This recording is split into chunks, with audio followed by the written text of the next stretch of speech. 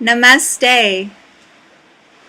I am Serena Anderlini-D'Onofrio, and I'm here to introduce the spring newsletter to you. Amorous Visions, Dreams Come True. So what are these visions, and what's amorous about them, and what dreams come true, you may ask? Oh well, it's all here. First is dreams of recognition for commitment, persistence, faith of many years, shared with teams, amorous friends, communities, and the noosphere. Second is dreams of events designed to enhance these recognitions, to invite participation, cheer, enthusiasm, transformation. Third is updates on ongoing projects and new projects that invite your participation. So what is this big recognition that I'm dying to share with you? Here it is. The University of Connecticut is host to a Humanities Institute, and this institute invites me to be part of a team of fellows who study what is the mettle of being human. Study what is most authentic, beautiful, creative, artistic, imaginative, ingenious, fruitful, and beneficial about our species. And what is it that they invite me to study for a whole year? Here it is. They invite me to study the amorous visions that emanate from the fluid sexual moments in the Italian films that I've taught and discussed with my students for many years here in Puerto Rico.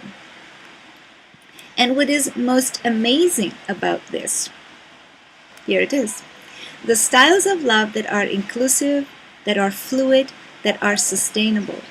The practices of love that are common in bisexual, polyamorous, and ecosexual communities are not being studied as a peril, as a sickness, as a problem, as a defect, or as something that needs to be controlled or normalized. No, no, no, no. They will be studied as what is really good about us as a species. Another area of recognition is the Lambda Awards. Jonathan Alexander and I edited a volume called Bisexuality and Queer Theory.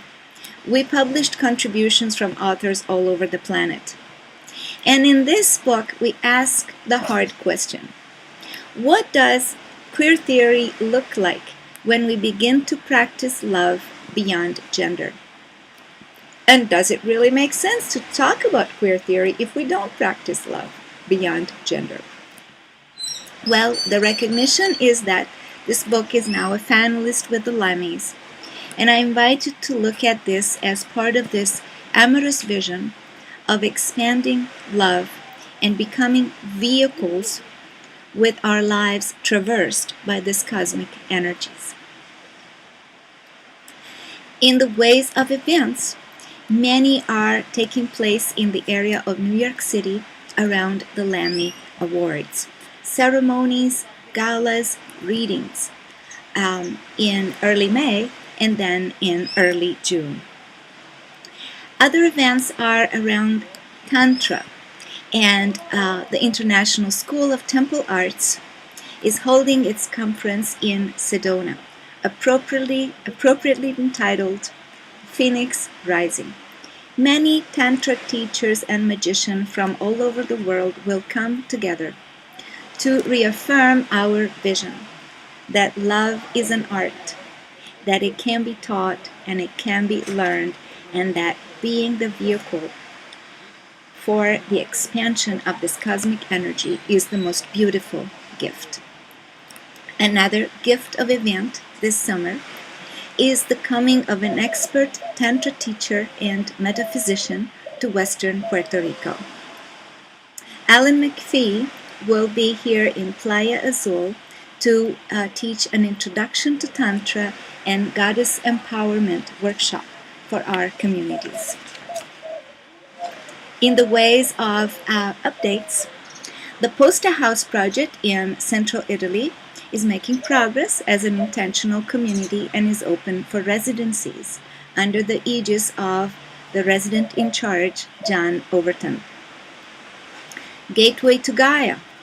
The apartment on Playa Azul where I'm blessed to live is also coming open for residencies in the month of June when I will be in New York City, and for all the months of the subsequent academic year when I will be in Connecticut. It is not without a note of sadness that I want to close this announcement to you.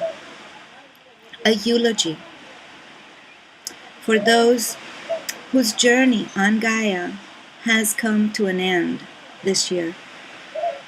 Gaia is the most compersive lover we will ever have, and she welcomes back in her womb.